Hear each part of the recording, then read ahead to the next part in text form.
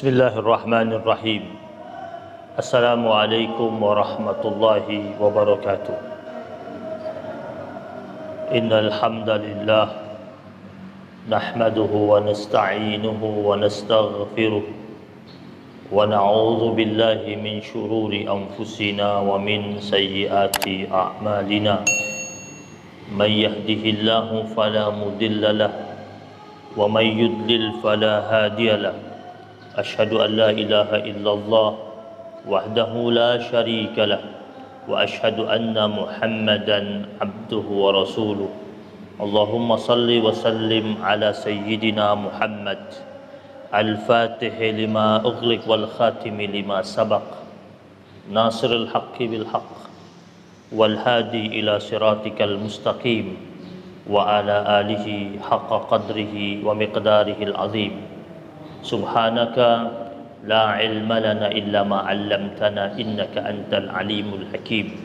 Allahumma 'allimna ma yanfa'una warzuqna ilman wa arinal haqqa haqqan warzuqna ittiba'a wa arinal batila batila warzuqna ijtinaba wa adkhilna fi ibadikas salihin. Subuhun qudusun rabbuna wa rabbul malaikati war ruh. Muslimin, muslimat, jamaah kajian duha yang dirahmati Allah Subhanahu wa taala. Alhamdulillah, segala puji bagi Allah Subhanahu wa taala, pencipta kita yang Maha melihat segala macam bentuk perbuatan kita, Maha menyaksikan segala macam bentuk sikap kita, Maha menatap segala macam bentuk tindak tanduk kita, Maha mendengar segala macam bentuk permintaan dan permohonan kita. Dialah Allah Subhanahu wa taala yang setiap saat, setiap waktu, setiap detik menurunkan rangkaian kenikmatan yang bertubi-tubi dalam kehidupan kita, baik setelah kita memintanya atau sebelum kita memintanya. Bahkan Allah Subhanahu wa taala dengan kemuliaannya yang agung dan rahmatnya yang begitu luas, lebih banyak menghadirkan kepada kita nikmat demi nikmat, karunia demi karunia sebelum kita meminta kepada Allah Subhanahu wa taala. Dan untuk itu kita berharap dalam hidup kita semoga kita mampu menjadi hamba Allah yang tinggi syukurnya dan kuat imannya kepada Allah Subhanahu wa taala. Salawat dan salam terus menerus kita hadirkan dan persembahkan kepada junjungan kita, suri tauladan kita, baginda Nabi besar Muhammad sallallahu alaihi wasallam, yang telah menuntun kita dan membimbing kita sebagai umatnya minaz zulumati ilar nur, dari zaman yang penuh kegelapan menuju zaman yang penuh dengan cahaya ilahiyah. Dan kita berharap sebagai umatnya semoga nanti di yaumil akhir kita semuanya diperkenankan untuk digabungkan serta dihubungkan bersama rombongannya Nabi Muhammad sallallahu alaihi wasallam. Jamaah yang dimuliakan Allah Subhanahu wa taala, di dalam Al-Quranul Karim Allah Subhanahu wa ta'ala berfirman dalam surat Al-Baqarah ayat 185, walitukmilul iddata walitukabbirullaha ala ma hadakum wa la'allakum tashkurun. Dalam firman Allah tersebut, Allah perintahkan kita sebagai hamba-hambanya untuk menyempurnakan bilangan puasa. Kemudian setelah itu Allah katakan walitukabbirullaha ala ma hadakum. Kita akan membahas mengenai mengagungkan Allah di sini. Orang yang sudah selesai puasa, kemudian mereka merayakan keberhasilan mereka, mengekang hawa nafsu mereka, Allah perintahkan untuk merayakan kemenangan itu dengan mengagungkan Allah Subhanahu wa taala. Allah suruh untuk bertakbir. Kenapa Allah perintahkan dalam perayaan kemenangan itu dengan bertakbir? Agar kita sebagai hamba-hamba Allah berhasil pula meredam takabur kita. Jadi takbir kita kepada Allah itu artinya kita mengagungkan Allah Subhanahu wa taala, dan kita meredam takaburnya kita. Karena manusia suka memiliki sifat takabbur. Dan biasanya orang kalau menang suka takabbur. Orang kalau menang mereka suka euforia dalam kemenangannya. Makanya Allah perintahkan walitukabbirullaha ala ma hadakum. Hendaklah kalian mengagungkan Allah atas hidayah yang telah Allah berikan pada kalian. Hidayah ini memang kita telah berusaha untuk menjemputnya. Tetapi sampainya hidayah itu kepada kita pun atas restu dan izin dari Allah Subhanahu wa taala. Tanpa restu dan izin dari Allah Subhanahu wa taala tak mungkin hidayah itu sampai kepada kita. Maka Allah mengatakan ala ma hadakum, atas hidayah yang telah Allah turunkan kepada kalian.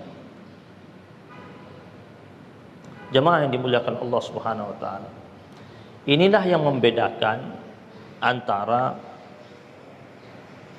umat muslimin sama umat lainnya.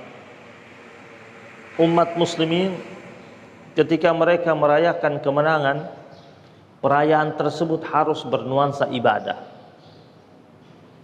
Dan itu dilakukan oleh Rasulullah sallallahu alaihi wasallam ketika Nabi mengajak sahabat-sahabatnya untuk melakukan perayaan dalam bentuk ibadah.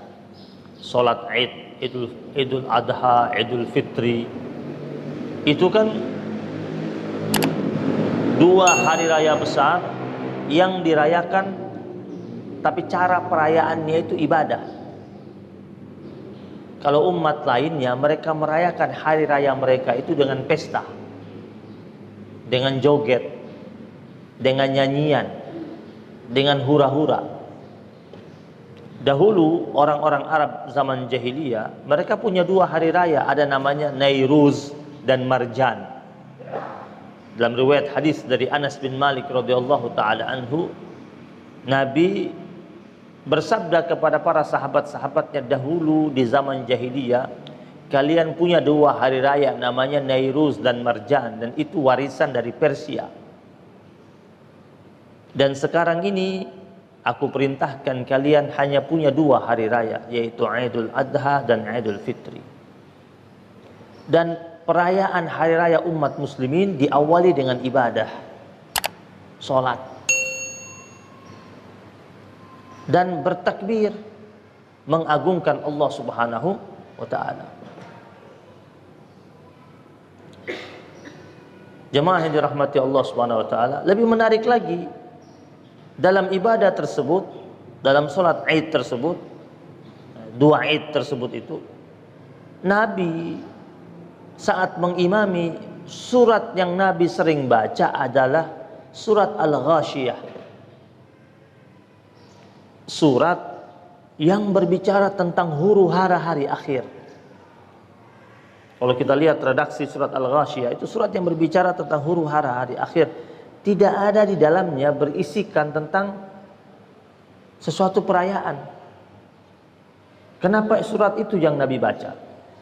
Karena Nabi menginginkan umatnya agar di tengah-tengah perayaan itu, di tengah-tengah sukacita itu, mereka tetap ingat hari akhir. Mereka tetap ingat bahwasanya hidup mereka di dunia itu cuma sebentar. Mereka harus sadar bahwasanya mereka itu adalah hamba-hamba Allah yang sedang melintas, bukan yang sedang berhenti. Kita ini kan di dunia ini sedang melintas sebenarnya, sedang berjalan, dan semuanya berjalan. Umur kita berjalan, waktu kita berjalan, usia kita berjalan, dan umur kita pun tidak panjang sebenarnya.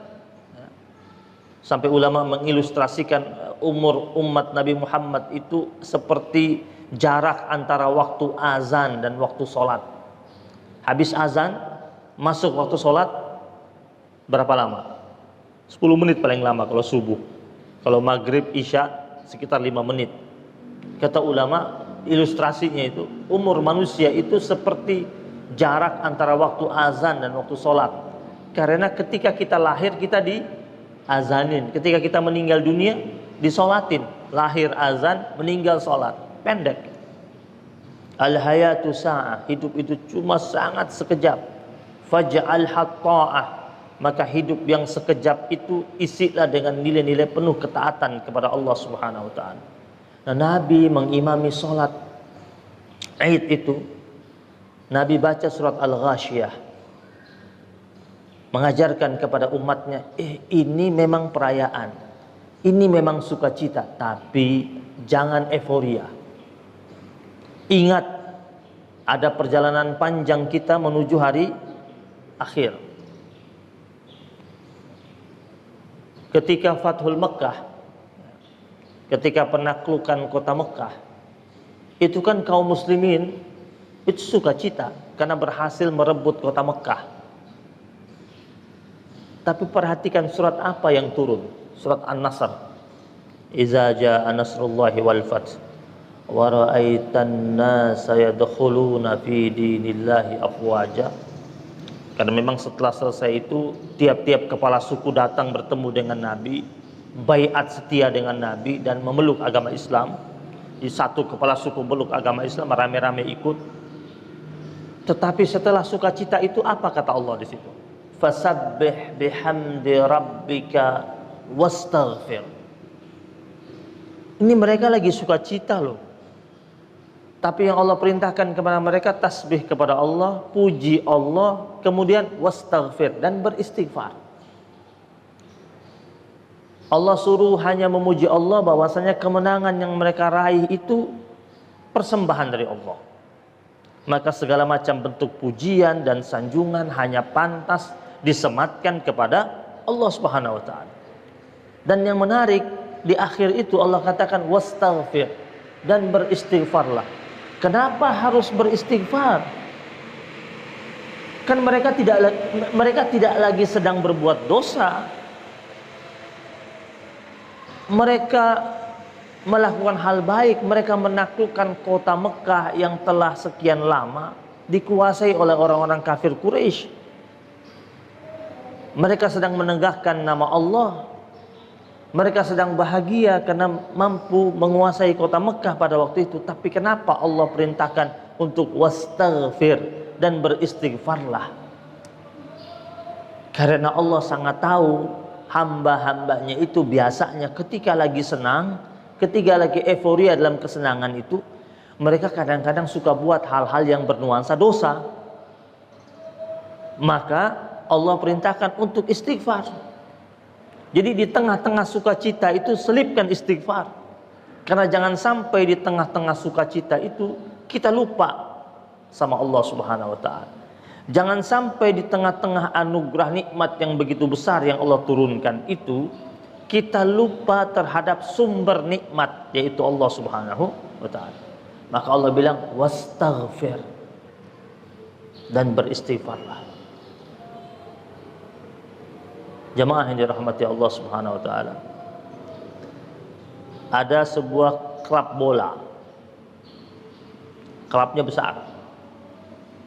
Pemainnya bertabur bintang. Ya.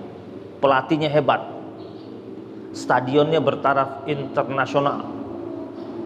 Dalam setiap pertandingan apakah selalu menang? Tidak, belum tentu selalu menang. Walaupun kadang-kadang kita perhatikan di atas kertas harusnya menang terus. Begitu juga dengan kita ini. Apakah pertempuran kita dengan setan ini selalu menang kita? Tidak.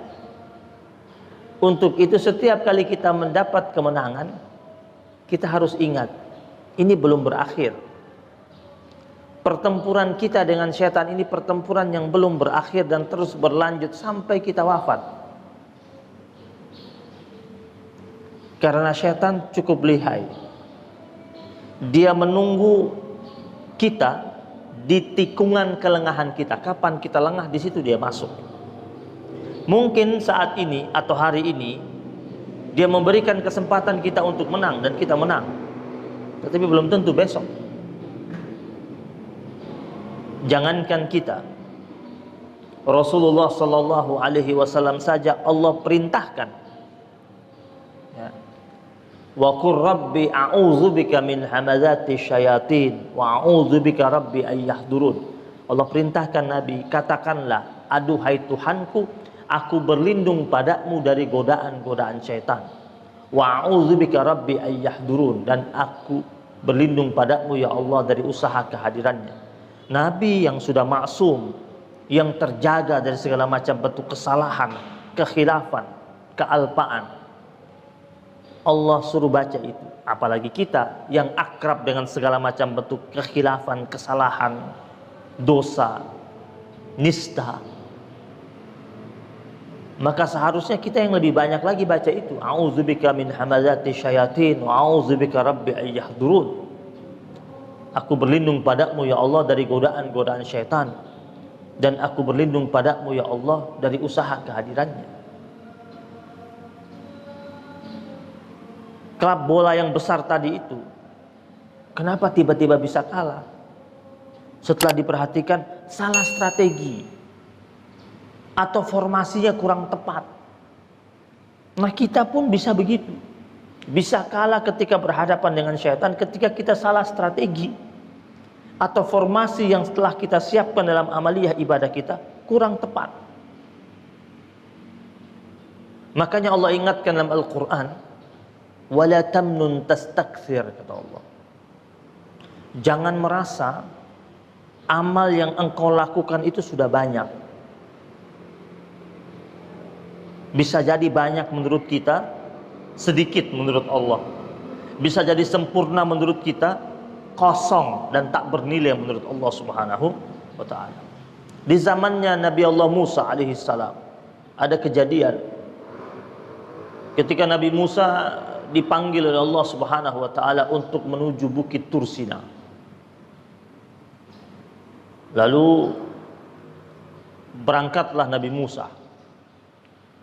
Di tengah perjalanan Nabi Musa bertemu dengan atau berpapasan dengan dua hamba Allah. Yang pertama ahli maksiat, yang kedua hamba Allah yang penuh dengan ketaatan. Hamba Allah yang ahli maksiat ini setiap kali Nabi Musa berjumpa dengannya, Nabi Musa suka bertanya, bagaimana keadaanmu? Kapan engkau ingin bertaubat? Kapan kau sadar diri? Kapan engkau hendak kembali kepada Allah? Suka dinasihati sama Nabi Musa. Tapi orang ini memang hidupnya bergelimang dengan kemaksiatan, masih akrab dengan kedurhakaan. Lalu ketika waktu itu Nabi Musa karena bergegas berangkat ke Tursina, karena memang diperintahkan oleh Allah untuk berada di sana. Yang kita tahu riwayatnya itu ketika sampai di sana, Allah mengatakan wa iz wa'adna Musa 40 lailatan. Jadi Allah berjanji kepada Musa setelah 40 malam nanti Allah kasih kepada Nabi Musa kitab Taurat. Ya. Setelah 40 malam Nabi Musa berada di Bukit Tursina. Lalu hamba Allah yang ahli maksiat ini ketika dia melihat dari jauh Nabi Musa sedang berjalan menuju ke tempatnya, dan dia kira akan menasihati dia, padahal tidak. Nabi Musa sedang buru-buru menuju ke Bukit Tursina. Dia langsung mengatakan kepada Nabi Musa, hari ini saya lagi tidak nyaman untuk ngobrol dengan anda wahai Musa. Sudah cukup anda menasihati saya. Jadi cepat-cepat angkat kaki pergi dan lewati saya.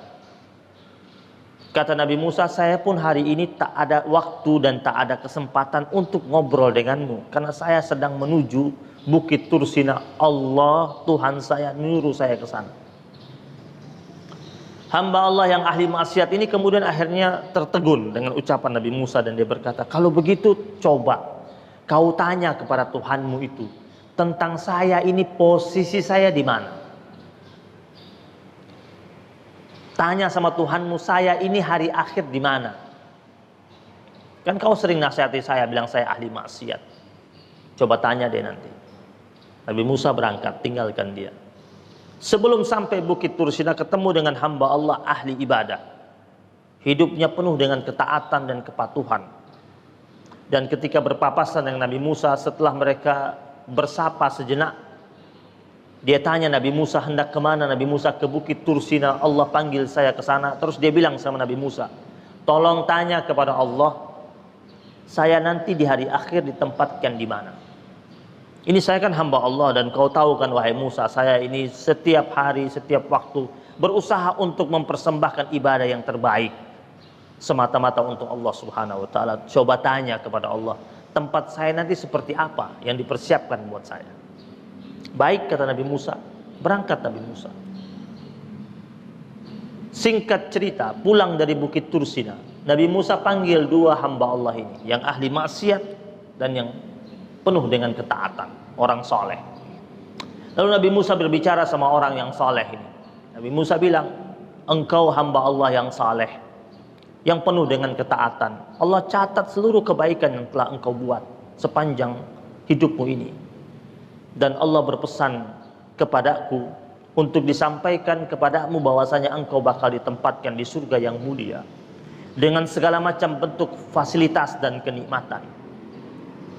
Hamba Allah yang saleh ini tersenyum. Kemudian dia melirik sinis kepada hamba Allah yang ahli maksiat.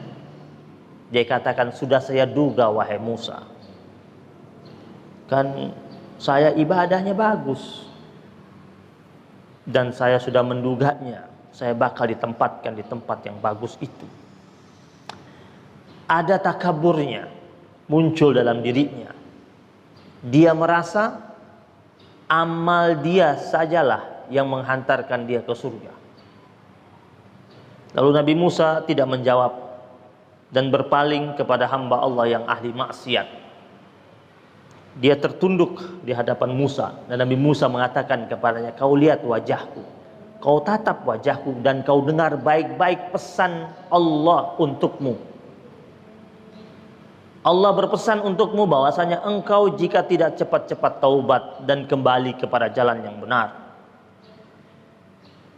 dan betul-betul taubat. Kan taubat itu ada syarat, istighfar nggak pakai syarat. Makanya kata ulama, tidak semua orang yang beristighfar itu bertaubat, tetapi semua orang yang bertaubat itu pasti beristighfar. Saya ulangi, tidak semua orang yang beristighfar itu bertaubat, tetapi semua orang yang bertaubat itu pasti istighfar. Mengapa? Karena istighfar tanpa taubat. Nah, istighfar tanpa syarat, tapi taubat pakai syarat. Karena banyak orang dia beristighfar, setelah dia beristighfar dia buat dosa lagi.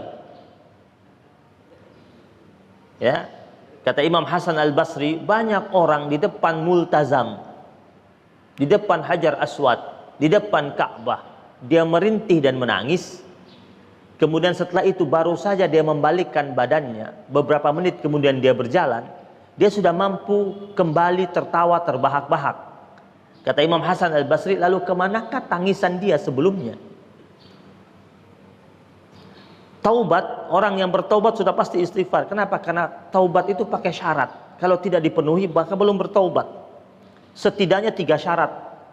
Yang pertama, at-takhalli min jami'il ma'asi waz-dzunub, mengosongkan dirinya dari segala macam bentuk kemaksiatan dan dosa. Itu yang pertama. Syarat yang kedua, an-nadamu ala kulli dzambin salifin, menyesali terhadap dosa-dosanya yang masa lampau itu. Ada penyesalan. Yang ketiga, al-azmu ala adamil audah, memiliki tekad yang begitu kuat untuk tidak mengulangi dosa tersebut. Harus 3-tiganya terpenuhi. Jika belum, maka belum bertaubat. Ini syarat utama, syarat besarnya. Kalau mau dirunut lagi syarat-syarat yang lain, kalau ikut syaratnya Imam Ali bin Abi Thalib, banyak lagi. Bahkan salah satu syarat dari beliau yang lain itu beliau katakan, jika engkau pernah makan atau minum dari sesuatu yang haram, lalu engkau hendak bertaubat, maka engkau bisa menghukum dirimu dengan cara engkau berpuasa sampai tubuhmu itu kurus. Bentuk taubat. Jadi puasa, karena mungkin dulu suka minum yang haram, makan yang haram. Jadi cara dia bertobat, dia rajin berpuasa. Dia hukum tubuhnya itu dengan rajin berpuasa. Nah, tapi setidaknya 3 syarat ini. Ya. At-takhalli min jami'il ma'asi wa dzunub, mengosongkan dirinya dari segala macam bentuk dosa dan maksiat. Kemudian an-nadamu ala kulli dzambin salifin, menyesali dosa-dosanya yang lampau tersebut.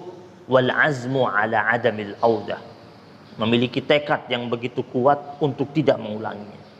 Jika dia penuhi yang 3 ini, 3 syarat besar ini, maka dia mendapatkan pengampunan dari Allah Subhanahu wa taala. Makanya Allah katakan, ya ayyuhalladzina amanu tubu ilallahi taubatan nasuha. Jadi Allah suruh untuk bertobat orang-orang yang beriman itu taubatan nasuha.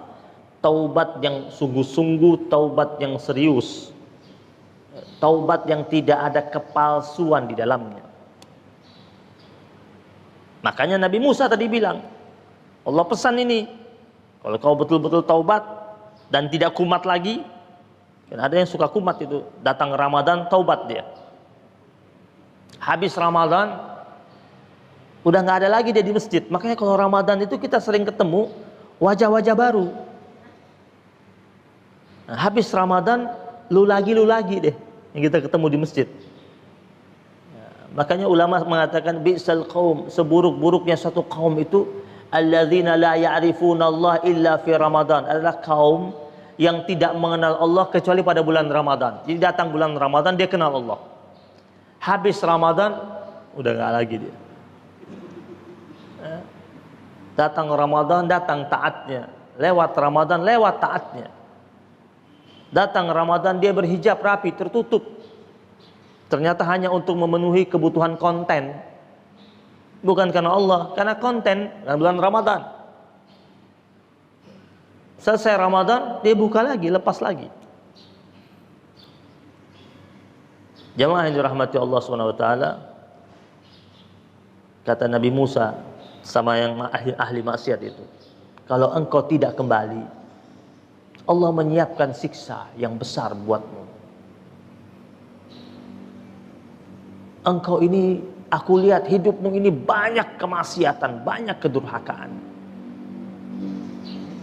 Allah menjanjikan azab buatmu kalau engkau tidak kembali kepada Allah. Hamba Allah yang ahli maksiat ini kemudian dia berdiri di hadapan Nabi Musa, tersenyum dan tertawa.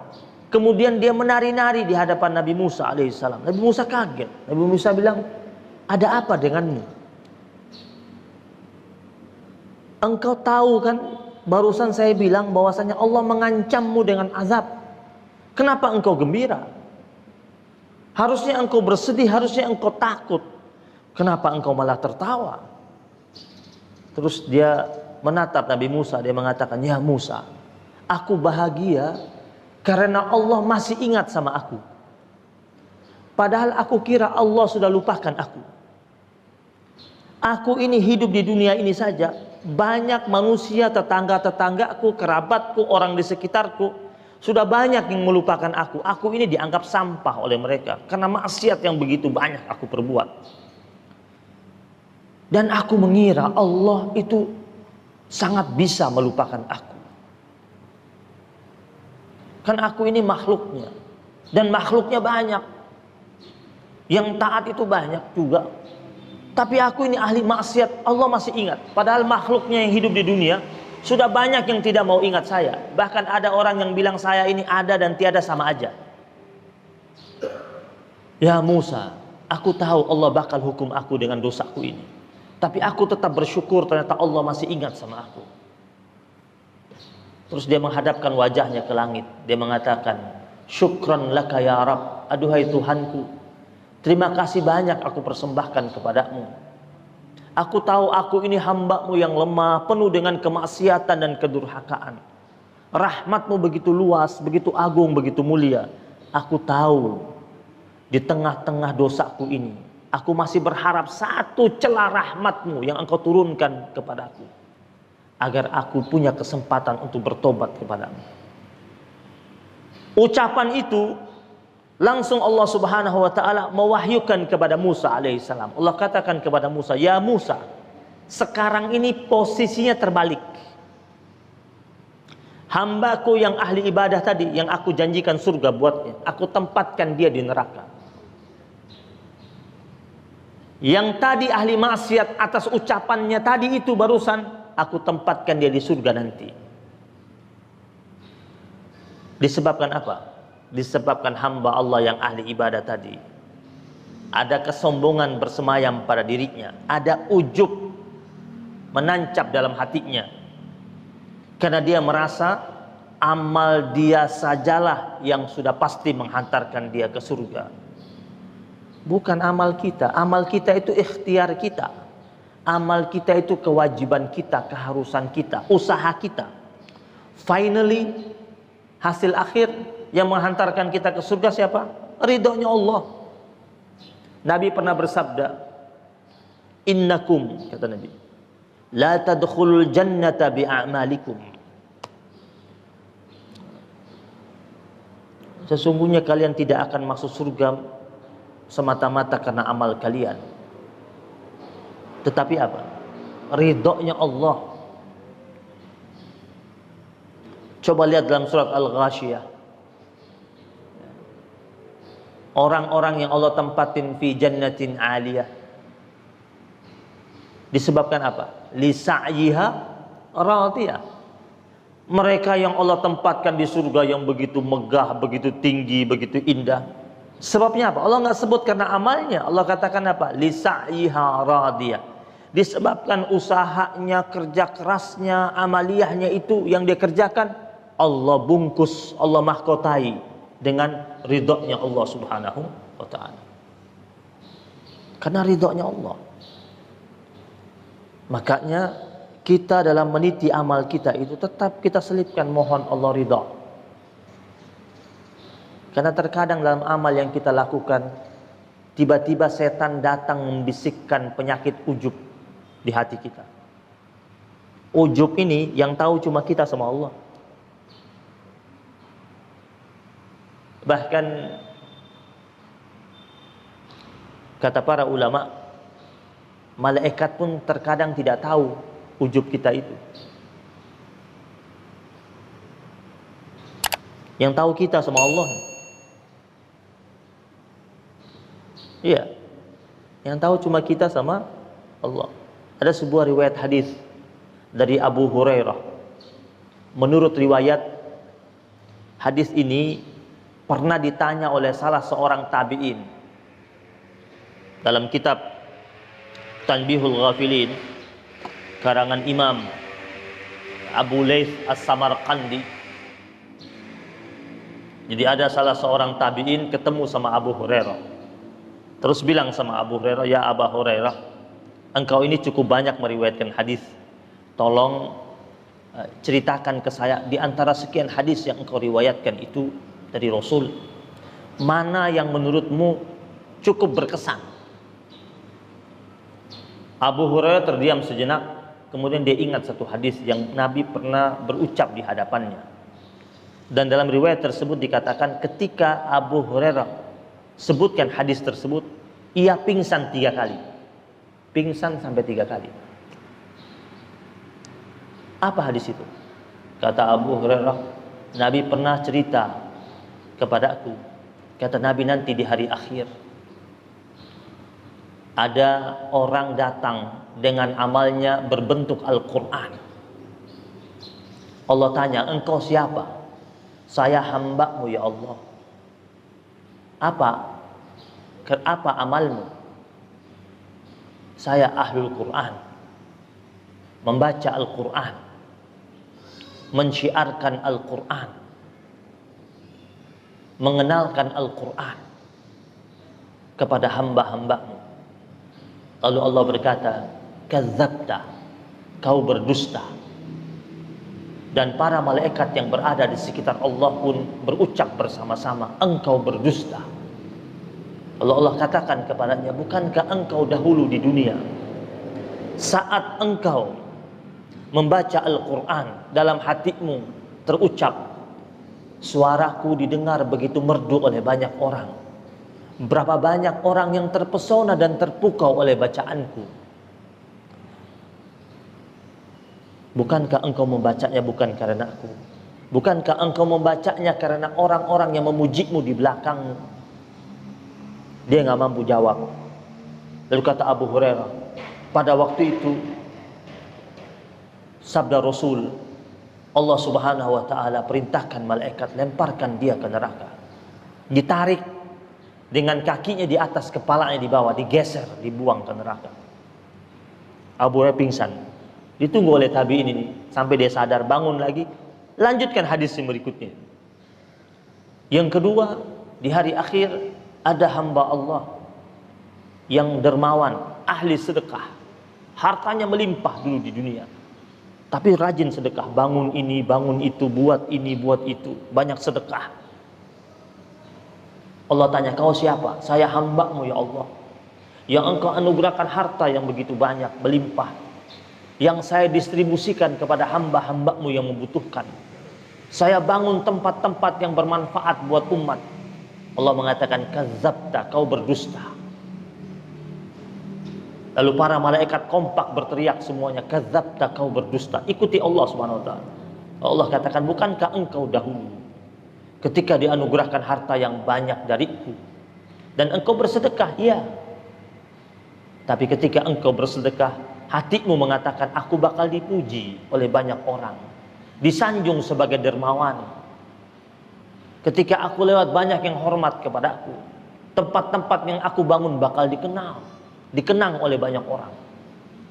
Dia diam. Dan itu memang kata hatinya. Allah tarik. Allah bilang malaikat, hempaskan dia ke neraka. Ditarik lagi. Kepala di bawah, kaki di atas, dibuang ke neraka. Pingsan lagi Abu Hurairah. Terbangun dari pingsannya, lanjutkan hadisnya. Datang lagi di hari akhir hamba Allah mujahid fi sabilillah. Wafatnya di jalan Allah Subhanahu wa taala. Berperang di jalan Allah, wafat di jalan Allah. Dia bangkit dalam keadaan masih berdarah-darah karena dia mujahid fi sabilillah. Allah tanya, kau siapa? Saya hamba-Mu ya Allah, yang berjuang di jalan-Mu dan mati syahid di jalan-Mu. Allah katakan, kadzabta. Bukankah engkau dahulu ketika berangkat ke medan perang, dalam hatimu mengatakan, aku bakal dikenang oleh anak turunanku, namaku akan terukir dalam prasasti sejarah, dikenang dalam nama jalan dan lain sebagainya. Bukan begitu? Diam dia. Allah perintahkan malaikat, hempaskan dia ke neraka. Lalu pada waktu itu dalam riwayat hadis tersebut, para malaikat-malaikat Allah mengatakan, ya Rabb, kenapa jadi begini? Karena catatan malaikat, catatan yang baik untuk mereka bertiga itu.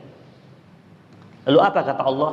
Allah berfirman kepada para malaikat, wahai para malaikat-malaikatku, tugas kalian adalah mencatat amalan-amalan lahiriah hamba-hambaku. Adapun amalan-amalan batiniah mereka, tugasku, kata Allah Subhanahu wa ta'ala. Allah ya'lamu ma fi sudur. Allah itu sangat tahu apa yang ada di dalam balik hati manusia. Makanya puasa itu kenapa sampai ada hadis qudsi as-saumu li. Allah katakan puasa itu untukku dan wa ana ajzi bihi, dan aku yang memberikan ganjarannya, pahalanya. Karena Allah yang tahu banget Allah ini orang betul-betul puasa atau enggak. Manusia, malaikat menilai puasanya lahiriahnya. Yang tahu dia betul-betul puasa secara batiniah itu Allah Subhanahu wa ta'ala.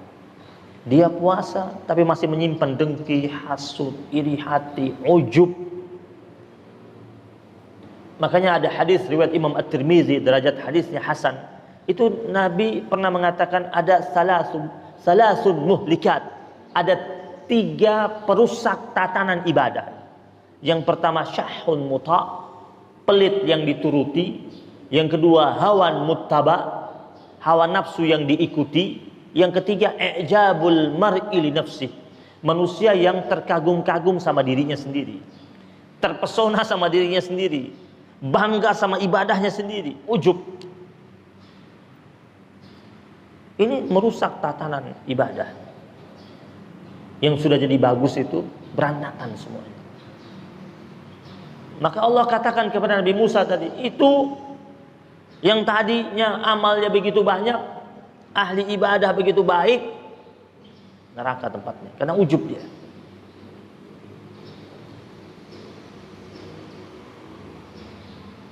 Jadi kalau sudah jadi baik, jangan bangga dulu. Tetap minta Allah jaga, tetap istiqamah. Ada kisah itu tentang Barsisa. Barsisa itu seorang ulama zaman dahulu, Barsisa namanya, ulama besar. Umurnya panjang, beribadah kepada Allah tanpa cacat, 220 tahun. Punya murid 60.000. 60.000 muridnya saleh semuanya. Bahkan di antara murid-muridnya punya karamah, punya keistimewaan, ada yang bisa jalan di atas angkasa. Gimana muridnya? Gimana gurunya? Bahkan dalam riwayat tersebut dikatakan bahkan para malaikat memujinya. Ini ada hamba Allah Barsisa namanya, ahli ibadah, penuh dengan kepatuhan, ketaatan. Dipuji oleh para malaikat Allah. Lalu Allah berkata kepada para malaikat, apa yang membuat kalian sangat membanggakan dia? Aku sangat tahu tentang apa yang bakal terjadi kepadanya. Ia bakal tergelincir gara-gara minuman keras.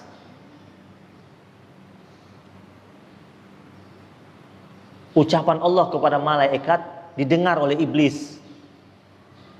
Iblis putar otak. Nah, iblis ini bahaya dia. Atur strategi dia. Dia cari tahu gimana caranya untuk jebak dengan minuman keras. Apa yang dilakukan? Iblis datang ke tempat Barsisa dengan berwujud manusia. Iblis berubah wujud. Bisa nggak? Bisa. Itu kisah Nabiullah Ibrahim, Ismail mau menjalankan perintah Allah, ketemu sama siapa? Iblis. Berwujud siapa? Laki-laki tua yang bijak.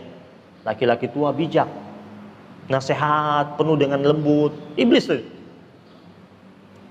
Ini dia datang ke majelisnya Barsisa berwujud orang soleh. Iblis datang berwujud orang soleh, pakai pakaian rapi, soleh. Kemudian bertemu dengan Barsisa, minta izin agar diizinkan dia mau i'tikaf di masjidnya Barsisa selama 3 hari 3 malam. Karena ini orang baik, dilihat ini orang baik, penampilannya baik, dia nggak tahu ini iblis nih. Orang baik, penampilannya baik, minta izinnya mau ibadah, dikasih. Beribadahlah dia, iblis beribadah di masjid itu 3 hari 3 malam tanpa cacat, rapi dan tidak capek, tidak tidur, kuat. Iblis ya, nggak tidur, i'tikaf sepanjang siang sepanjang malam. Barsisa terpukau. Terus dia temui, dia bilang, Tuhan, Anda ini siapa sebenarnya? Anda ini ibadahnya bagus banget. Saya ini sudah beribadah sekian lama, belum pernah bisa beribadah seperti Anda ini. 3 hari 3 malam non-stop i'tikaf. Wah, top. Saya ingin tahu rahasianya. Apa kata iblis? Oh, Anda bisa seperti saya. Anda memang orang ahli ibadah, tapi bisa lagi lebih dari itu, bisa seperti saya ini, kuat seperti ini. Jika Anda sesekali buat maksiat, dia bilang, sesekali buat maksiat, nanti pasti ada penyesalan. Ketika menyesal, lebih semangat lagi untuk taubat. Buat dosa apa? Bunuh orang, nggak boleh, dosa besar. ngerampok, nggak boleh, dosa. Kata iblis, minum khamar. Kata Barsisa, nggak mau. Minum khamar itu dosa, dan minum khamar itu bikin saya tidak sadar. Saya tidak mau tidak sadar, dan saya sepanjang hidup saya pinginnya hanya ingat Allah. Itu kalau minum kan nggak sadar saya dan nggak ingat Allah, bahaya, dosa. Apa kata iblis? Minumnya dikit aja, dikit, nggak sampai mabok. Tapi kan walaupun dikit kan sudah haram masuknya. Nah, engkau bakal nyesal, kau tobat. Enggak sampai mabok ya? Enggak, dikit, nggak mabok. Kan dosa sendiri ini. Dia bilang. Ikut, cari tempat yang aman untuk minum. Jangan di sini kata iblis, jangan di kampung ini, cari kampung lain. Kampung ini banyak yang tahu. Cari kampung lain. Pergi kampung lain. Masuk sebuah kedai, ambil minuman. Minta sedikit dia minum. Baru dia minum sedikit, langsung dia mabok. Kenapa? Karena belum pernah minum. Kena sedikit, mabok dia. Dituangin lagi sama pelayannya. Tambah mabok. Habis dia mabok, dia berhubungan sama pelayannya, perempuan cantik yang melayani di kedai tersebut. Setelah selesai itu, ketika dia tersadar, lihat ada perempuan itu di sampingnya, dia ingin menghilangkan jejak, dicekiknya, mati. Ketika mati, datang lagi iblis, rubah wujudnya, wujud lagi laki-laki lain yang mengaku sebagai suami daripada perempuan itu. Dia teriak kepada warga kampung, ini perempuan ini, istri saya dibunuh sama orang ini. Barsisa diarak di kampung tersebut, akan dihukum mati. Belum bertobat ini. Kan tadi iblis bilang apa, kalau sudah buat dosa bisa tobat. Mau tobat gimana? Sekarang lagi dihukum mati, mau dihukum mati. Pecah pikirannya ini, gimana? Datang lagi iblis, tawarkan ke dia, kau bakal saya bebaskan dari hukuman mereka ini, asal kau mau sujud kepada Barsisa. Nggak mungkin, saya hanya mau sujud sama Allah. Iya, kau bakal sujud kepada Allah. Sekarang kau iyain dulu, saya bebaskan engkau, saya bawa lari engkau kembali ke tempat engkau lagi. Engkau dapat taubat dengan betul-betul taubat, mengakui segala macam betul dosamu itu. Engkau jadi ibadahmu jadi lebih hebat lagi daripada sebelumnya. Yang penting sekarang kau pikirkan kau harus bebas dulu. Ini kau diikat nih, mau dihukum mati. Kata Barsisa, gimana aku mau sujud kepada engkau? Saya diikat kok, nggak bisa. Kau anggukin kepala aja deh, bahwasanya engkau bersekutu denganku. Angguk aja kepala. Bersekutu satu kali aja ini. Setelahnya nggak usah lagi. Dia anggukkan kepalanya, bahwasanya dia mau bersekutu dengan iblis. Iblis tertawa terbahak-bahak sambil lari meninggalkan Barsisa, mengatakan, ana bari'um minka, aku berlepas diri darimu. Dan pada saat itu pula dia dihukum mati. Husnul khatimah apa su'ul khatimah? Su'ul khatimah. Jadi ya, rintisan amal baik yang sedang kita lakukan itu, kita tetap mohon kepada Allah, Allah kuatkan kita. Karena kita tidak tahu ujung perjalanan kita ini. Kita mohon Allah kuatkan kita, Allah jadikan kita istiqamah terus dalam ketaatan. Makanya kenapa dalam Al-Quran tadi, orang ketika dia merasa sudah menang dalam nilai spiritualnya, tetap dia harus walitukabbirullaha ala ma hadakum.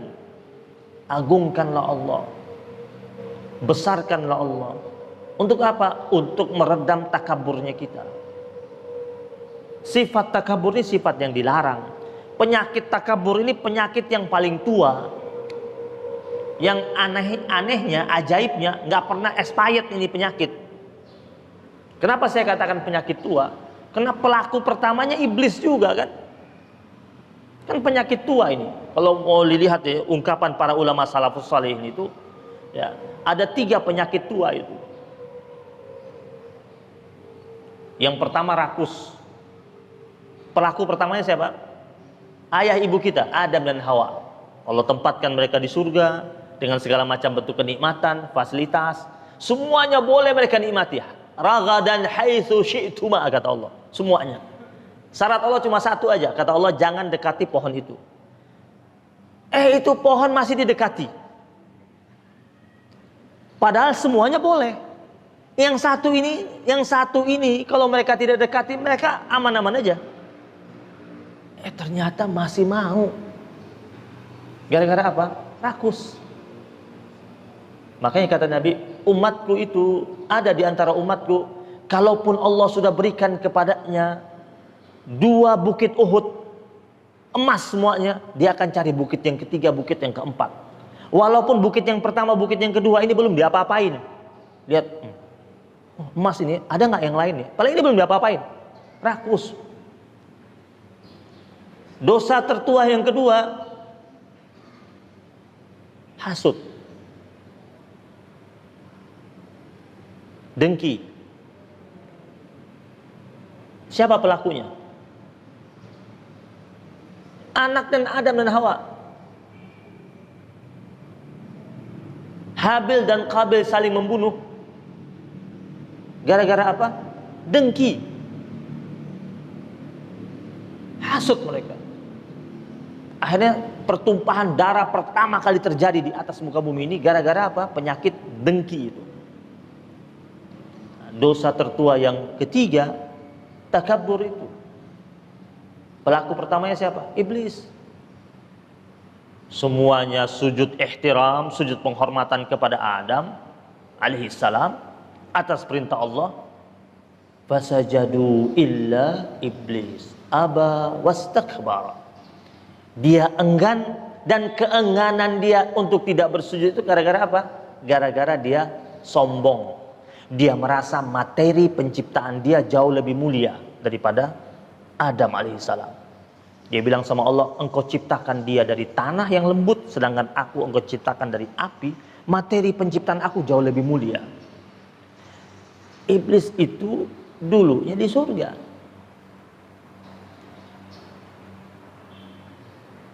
Dulunya penuh dengan ketaatan dia. Tapi perhatikan, ribuan tahun dia tinggal di surga. Tapi gara-gara satu titik kesombongan yang dia tunjukkan di hadapan Allah, Allah katakan, fa innaka rajim, kau terkutuk. Lalu kita renungkan baik-baik, berapa kali kita sombong dalam sehari? Iblis itu satu kali dia sombong langsung Allah katakan terkutuk. Berbahagialah kita umat Nabi Muhammad SAW. Allah kasih fasilitas namanya istighfar, ya, yang boleh kita pakai untuk minta ampun kepada Allah ketika kita dilanda penyakit sombong itu. Orang yang sombong itu hatinya itu dikunci. Allah berfirman, kadzalika yatba'ullahu ala kulli qalbin mutakabbirin jabbar. Begitulah Allah Subhanahu wa taala mengunci setiap hati yang mutakabbir jabbar, setiap hati yang sombong dan jabbar, semena-mena. Allah menggandeng kata sombong dengan kata semena-mena, mutakabbir dan jabbar, semena-mena. Karena biasanya orang yang sombong suka berlaku semena-mena. Ada orang kelihatannya sombongnya tidak kelihatan, kelihatannya dia orang baik, santun, bahasanya halus. Tetapi ketika dia mengeluarkan keputusan semena-mena, itu orang sombong. Ya, karena sombong dan semena-mena itu dua sisi mata uang yang tak terpisahkan. Fir'aun itu semena-mena tidak? Semena-mena. Dan semena-menanya Fir'aun kenapa? Sombong. Haman, menterinya Fir'aun, semena-mena tidak? Semena-mena dia. Dan semena-mena dia gara-gara apa? Sombong. Maka Allah katakan, kadzalika yatba'ullah. Makanya, kenapa kami, Allah Subhanahu wa ta'ala mengunci, kata Allah. Begitulah Allah Subhanahu wa ta'ala mengunci ala kulli qalbin, setiap hati yang mutakabbir jabbar. Maka kalau kita ada orang semena-mena terus kita bilang, ih orang itu kayaknya nggak punya hati. Emang nggak punya hati karena Allah mengatakan sudah Allah kunci hatinya. Kok orang itu tega banget sih? Orang sombong dan orang yang semena-mena itu memang super tega dia. Masa bodoh amat dengan ucapan orang, protes orang, nggak peduli sudah dia. Kenapa? Karena dalam dirinya bersemayam dua penyakit itu sekaligus. Wala'allakum tashkurun, dan agar kalian menjadi orang yang bersyukur, kata Allah. Jadi setelah bertakbir, dengan bertakbir itu kita menjadi pribadi yang bersyukur. Syukur yang akhirnya melambangkan kita sebagai hambanya Allah. Washkuru ni'matallahi in kuntum iyyahu ta'budun. Dan bersyukurlah kalian atas nikmat Allah jika hanya kepada Dia Allah kalian menyembah. Syukur yang akhirnya membuat Allah Subhanahu wa taala menambah nikmat yang bertubi-tubi dalam kehidupan kita. La in syakartum la azidannakum. Jika kalian bersyukur, kata Allah, maka kami Allah akan menambah nikmat atas kalian. Syukur yang kemudian Allah Subhanahu wa taala menjadikan kita hamba-hambanya yang dijauhkan dari segala macam bentuk bala, musibah dan ujian. Ma yaf'alullahu bi'azabikum, kata Allah dalam surat An-Nisa, ma yaf'alullahu bi'azabikum in syakartum wa amantum. Wahai sekalian manusia, Allah tidak akan menurunkan azab, cobaan atau ujian dalam kehidupan kalian, kata Allah. Syaratnya dua. In syakartum wa amantum. Jika kalian banyak bersyukur dan kuat imannya kepada Allah Subhanahu wa taala. Waktu jualah yang membatasi kajian ini. Mudah-mudahan ada manfaatnya. Jamaah yang dirahmati Allah Subhanahu wa taala, semoga Allah hadirkan kebaikan buat kita, keberkahan buat kita, keluarga kita, rumah tangga kita, orang tua kita, kerabat kita, saudara-saudara kita, anak turunan kita menjadi anak-anak yang saleh dan salehah, berbakti kepada Allah dan Rasulnya, cinta kepada Allah dan Rasulnya, menjadi anak-anak yang penghafal Al-Quran, dekat dengan Al-Quran, membaca Al-Quran, beristighfar kepada kedua orang tuanya. Ala hadhihi niyyah al-Fatihah. Bismillahirrahmanirrahim. Iya,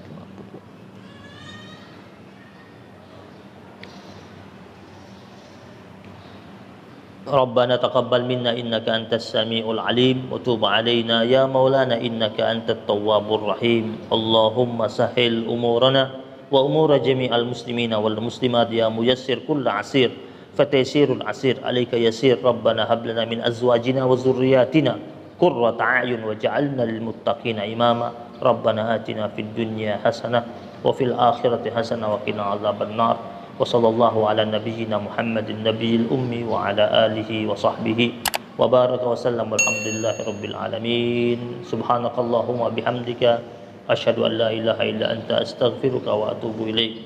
Wabillahi taufiq wal hidayah wal afu minkum. Wassalamualaikum warahmatullahi wabarakatuh.